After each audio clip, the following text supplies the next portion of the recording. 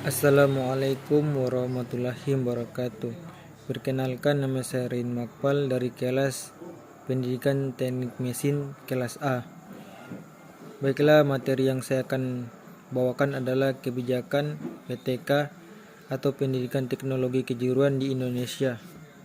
Pertama-tama, salawat serta salam kita panjatkan kepada Nabi besar Muhammad sallallahu alaihi wasallam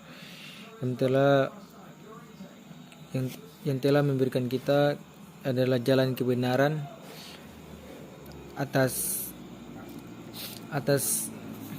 yang telah memberikan perjuangan yang begitu panjang kepada kita hingga kita bisa bertahan hingga saat ini.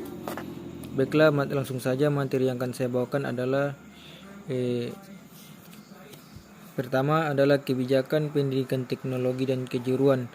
Pendidikan teknologi dan kejuruan dalam sistem pendidikan nasional dikelompokkan pada jenjang pendidikan menengah dan termasuk jenis pendidikan kejuruan. Untuk meningkatkan keterampilan dan keahlian sumber daya manusia diperlukan perubahan kebijakan pada pendidikan kejuruan.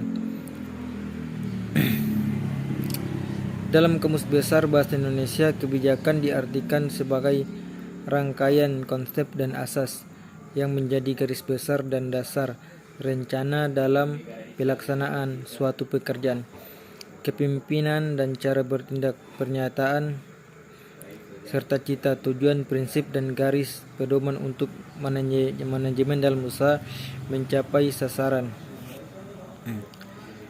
Rencana strategis pendidikan nasional.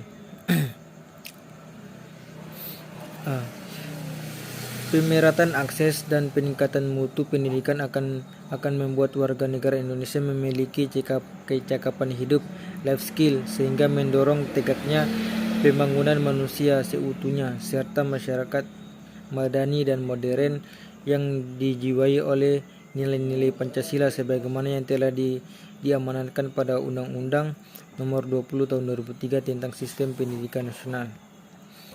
Kemudian arah kebijakan pendidikan teknologi dan kejuruan. Undang-Undang Sistem Pendidikan Nasional Nomor 20 Tahun 2003 Pasal 15 dinyatakan bahwa pendidikan menengah kejuruan bertujuan untuk menyiapkan peserta didik terutama untuk bekerja dalam bidang tertentu. Tujuan tersebut dapat dijabarkan kembali oleh Direktorat Pendidikan Menengah Kejuruan menjadi tujuan dari sistem pendidikan menengah kejuruan. Kemudian tujuan khusus dari SMK yaitu menyiapkan peserta didik agar dapat bekerja baik secara mandiri atau mengisi lapangan pekerjaan yang ada di dunia usaha dan industri sebagaimana tenaga kerja tingkat menengah sesuai dengan bidang dan program keahlian yang diminati. Kemudian tantangan kebijakan pendidikan teknologi dan kejuruan.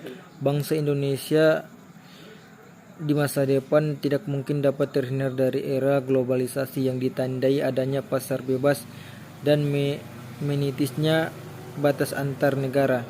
Pengembangan sumber daya manusia merupakan kunci agar bangsa Indonesia dapat beradaptasi terhadap setiap perubahan pada era globalisasi.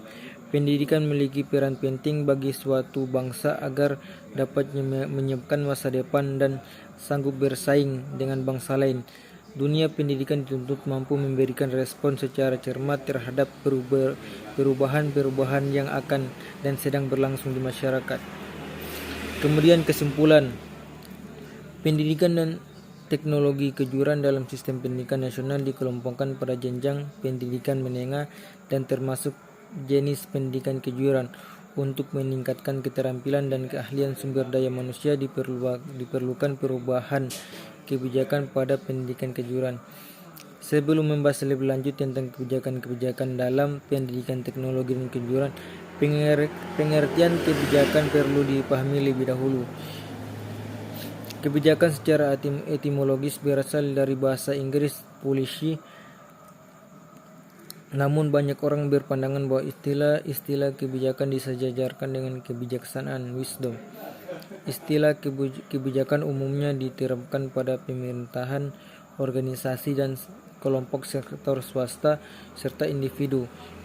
Kebijakan berbeda dengan peraturan dan hukum. Sekian itulah pemaparan materi dari saya. Wassalamualaikum warahmatullahi wabarakatuh.